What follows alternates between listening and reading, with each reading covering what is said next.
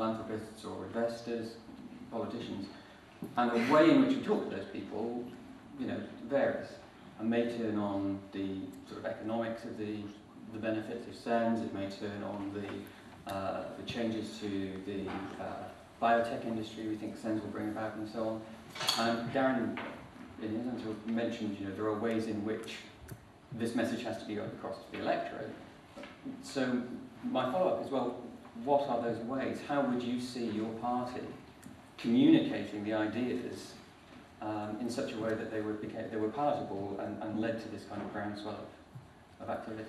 Yeah, the starting point in approaching this question is that this is a reality now. There is a problem now with our ageing population that's affecting us all already. This isn't something that's just 30 years down the line. And quite often I hear arguments about how, well, the elderly population is growing, increasing in number, people are living longer, there are fewer and fewer people of working age to fund the system. And of course that's absolutely true, but that's not something that is 30 years away, that's something that's happening today. I've got a couple of figures here that I think are quite alarming.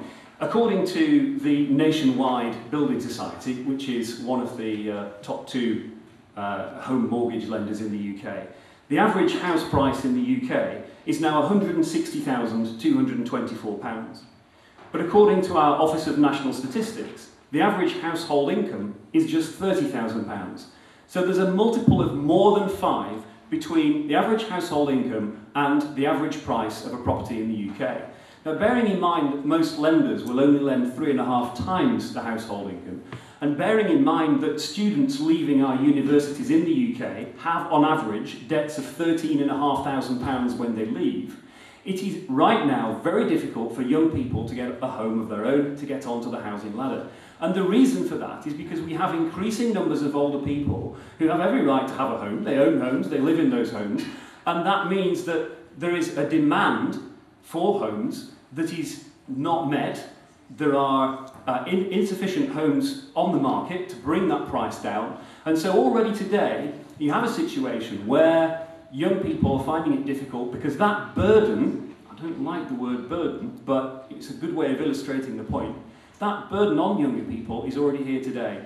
It's there in housing costs, it's there in the levels of taxation that are necessary to support the social care systems that pay for the elderly, the healthcare systems that the elderly place a demand on. And so I think by focusing on that, by explaining how the work that you're doing can potentially shift the balance, if people are able to stay healthy, however long they might happen to live, then they're going to place fewer demands on the healthcare system, they're going to place fewer demands on the social care system, they're more likely to remain active economically because they feel better, they feel fitter and healthier, so they're more likely to contribute. And so that is an excellent way of alleviating the problem. And this does have some mileage. Just yesterday, I was discussing with the former chair of East Lancashire Hospitals Trust about turning East Lancashire Hospitals Trust into a university research organisation with a specialty in regenerative medicine. And I had this discussion about how that could help people to feel healthier later in their life. And he's very keen on that. I'm going to be meeting up with consultants in the trust over the next few weeks to discuss this very possibility. So, I mean, he's an ordinary guy. I mean, he's not sort of, somebody I'd expect to find in this kind of audience. He's a guy who's run his own pharmaceuticals company for the last 20 years, but he's very much grounded in the everyday realities of life, and he's interested, and so are the people in the Hospitals Trust. I think that's the angle that we need to go in on. I think there are some people like that here. Yes, I agree. Do you want me to come in on that? Absolutely. Well, basically, I mean, Darren's pretty much covered all the practical points of the issue. The other issue here is, let's not forget that we've got something extremely appealing here. At the end of the day, we're talking about making people better, making them live longer, improving their life. And that is extremely appealing. I mean, it's appealing to me. I would love to be able to add another 20, 30 years to my life, see my children grow up, etc. We're all human beings, we all have these needs and desires. And that's a very appealing aspect as well. So whilst we've got the practical aspect of making sure that people are better, they're earning incomes, and the whole social implication behind that, there is that other dynamic, which is that the actual human level, and the appeal of the work that you're doing. And that's very, very powerful and very strong. After all, this sort of thing has actually been in our myths and legends for many, many, well, hundreds of thousands of years or whatever, forever. You know, so you know, it's extremely appealing, very important. Yeah. First, about postponing age, a little bit about the past. So there is a general tendency to think that if you have technological progress, you have also a rise of life expectancy, but that's not always the case.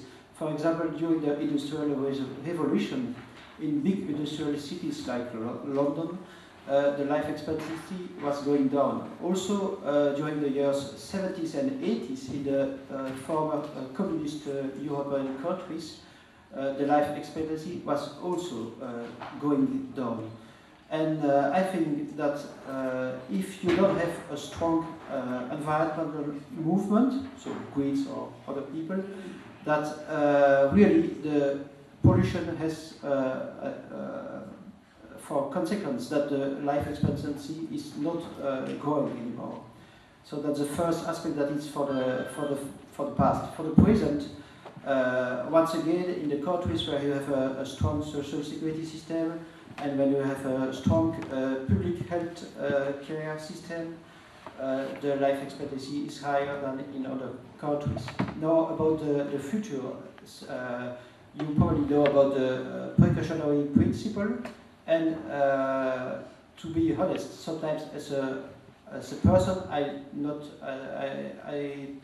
don't totally agree with the Greens. So to be simple, the Greens will say, well, and the people wanting the precautionary principle will say that you have to be absolutely sure that there is no risk before that you are testing new technologies. They are not, most of them, they are not against new technologies, but they are against the application of new technologies if you are not sure that there is no risk. But sometimes there are also risks in the situation, the existing situation. So, for example, the big risk is that we are probably going to die if there is no technological progress. Okay, so and that if there is technological progress, and we could live longer. But so to answer the question, the first part of the question is if you have respect for the planet, I would say the people in the average live longer and healthier. But the second part is you have also to convince the people on the left side of the political spectrum that really the new technologies are sure, and maybe that the precautionary principle should be adapted to see when the situation is not changing, if there are not also risks. Sarah, could I just come in on that question of the precautionary principle, because it's something that frustrates me every time I hear about it. The problem with the precautionary principle, which basically says we shouldn't do something until we're sure it's safe, is that it fails to value the risk of inaction.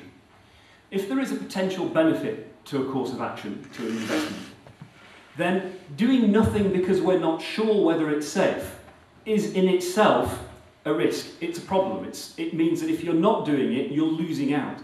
And the precautionary principle fails to take that into account. There is an alternative. It's become known as the proactionary principle. But what it seeks to do is to achieve a balance. So you have to consider, yes, if we do this, some things may go wrong, but if we don't do it, we will fail to realise the benefits of what we're seeking to do. So please, think of it in those terms, rather than blindly following a precautionary principle that says we must wait until everything is safe, because inaction is sometimes itself unsafe. But just one sentence about this real problem. You know more about existing risks than about new risks. And that's why you have to be especially careful and to wait a little bit. Can I just briefly follow up on my original question, Sarah? Yes. I was happier with the answers you guys gave to Sarah's question than to mine in a way. Because what I heard, and I guess mostly from you, Darren, is a somewhat depressing message, which is we basically have to run on lunchbox, bread and butter, and then find the courage once we're elected to do some stuff that we didn't actually talk about during the campaign. And that's the rather depressing sort of answer to give. Now, your second answers were much